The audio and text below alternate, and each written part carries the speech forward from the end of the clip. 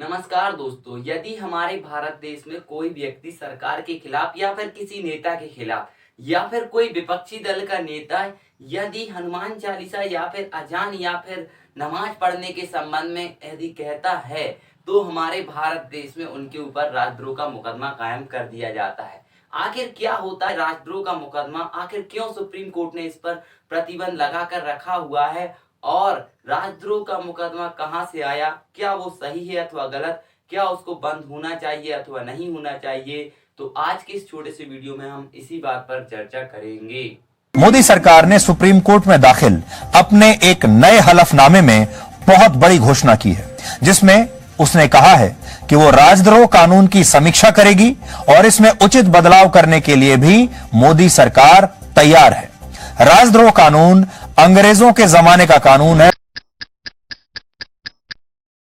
राजद्रोह कानून को मैकाले की दंड ड्राफ्ट संहिता जो कि 1837 की धारा 113 के अनुसार उसी प्रकार भारतीय दंड संहिता में धारा 124A को शामिल किया गया था, जिसका दोनों में एक ही मतलब हुआ करता था। यदि कोई भी व्यक्ति देश के खिलाफ या फिर सरकार के खिलाफ बोलेगा या फिर देश में आंतरिक विद्रोह जैसी स्थिति करने के मामले में बोलेगा तो उनके ऊपर इस धारा के तहत मुकदमा कायम करके उनको जेल में डाल दिया जाएगा।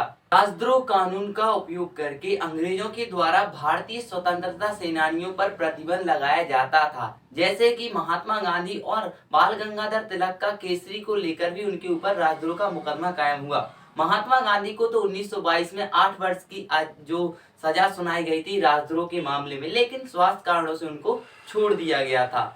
और वर्तमान में जो सरकार है वो भी बिल्कुल अंग्रेजों जैसे काम कर रही है। क्या भारत को राजद्रोह कानून की आवश्यकता है? तो मेरे ख्याल से तो भारत को राजद्रोह कानून की आवश्यकता है, बशर्ते उसका दुरुपयोग नहीं होना चाहिए, क्योंकि भारत को हमेशा से ही पाकिस्तान और चीन से युद्ध की स्थिति बनी रहती है, जिसके चलते भारत के आंतरिक स्थिति को कंट्रोल करने के लिए इस प्रकार के कानूनों की आवश्यकता है, जिससे देश में आंतरिक स्थिति और आंतरिक गृह युद्ध जैसी मामलों को रोका जा सके। लेकिन सरकारें अपने राजनीतिक जो दुश्मनों को या फिर अपने विपक्षी दलों के लिए इस प्रकार के कानून का उपयोग करके इस कानून का दुरुपयोग करती हैं, जिसको लेकर बहुत बड़ी मात्रा में और बहुत बड़े बड़े विधि शास्त्रियों ने इस पर चिंता जाहिर की है कि इस कानून को या तो खारिज कर देना चाहिए या फिर इस कानून में कोई विशेष प्रकार के नियम अथवा अनुबंध बनाने चाहिए, जिससे कि इस कानून का दुरुपयोग नहीं किया जा सके।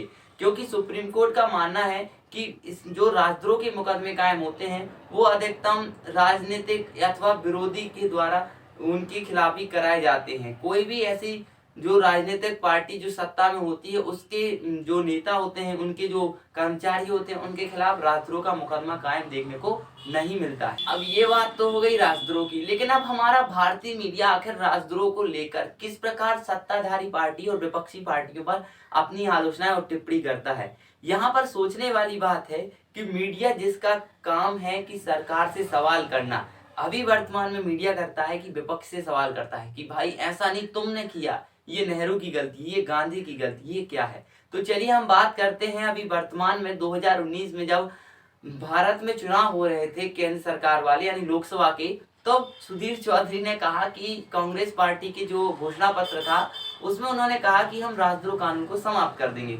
तो सुधीर चौधरी ने उसमें कहा, वो आप खुद वीडियो में देख लीजिएगा।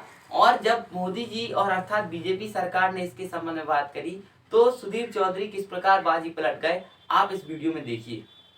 इस घोषणा पत्र के पेज नंबर 35 पर लिखा है कि भारतीय दंड संहिता की धारा 124A जो देशद्रोह के अपराध को परिभाषित करती है उसका दुरुपयोग हुआ है और बाद में नए कानून बन जाने से उसका महत्व समाप्त कर दिया गया है। इसलिए इस कानून को समाप्त कर दिया जाएगा। यानी अगर कांग्रेस पार्टी सत्ता में आती है तो देशद्रोह वाला जो कानून है 124A उसे समाप्त कर दिया जाएगा। यानी देशद्रोह की जिन धाराओं के अंतर्गत भारत के खिलाफ काम करने वालों पर कार्रवाई की जाती है उस धारा को ही खत्म करने का वादा इसमें किया गया है। यानी अब कांग्रेस पार्टी देशद्रोह को और आसान बना देगी। मोदी सरकार ने सुप्रीम कोर्ट में दाखिल अपने एक नए हलफनामे में बहुत बड़ी घोषणा की है, जिसमें उसने कहा है कि वो राजद्रोह कानून की समीक्षा करेगी और इसमें उचित बदलाव करने के लिए भी मोदी सरकार तैयार है।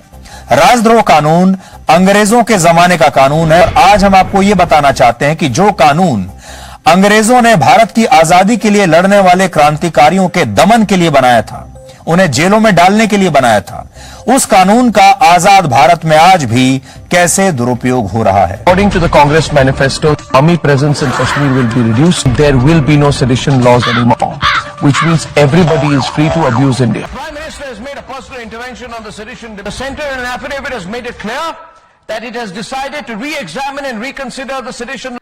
आप समझ ही गए होंगे कि भारतीय मीडिया किस प्रकार काम कर रहा है, लेकिन आप सोच रहे होंगे कि आप कांग्रेस पार्टी के सपोर्टर हैं या फिर बीजेपी के।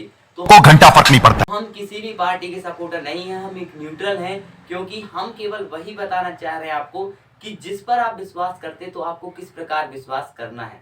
चलिए हम बात करते हैं। तो अभी वर्तमान में माननीय सुप्रीम कोर्ट ने राजद्रोह के मुकदमों पर रोक लगा दी है।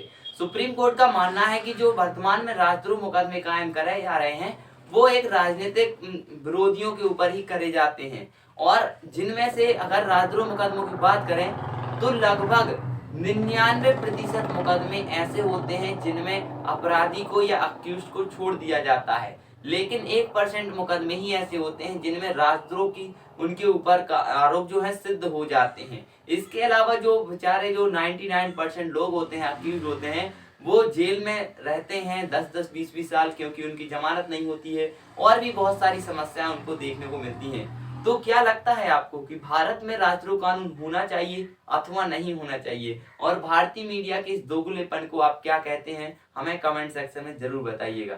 और यदि आप हमें इंस्टाग्राम, फेसबुक, ट्विटर, व्हाट्सएप जहां भी देख रहे हैं वहां पर फॉलो, लाइक, शेयर, सब्सक्राइब करना ना भूलें। बहुत बहुत धन्यवाद। मुझे उम्मीद है कि हमेशा की तरह ये वीडियो आपको इन्फॉर्मेटिव, जागरूक करने वाला और समाज में जागरूकता करने वाला लगा होगा। धन्यवाद।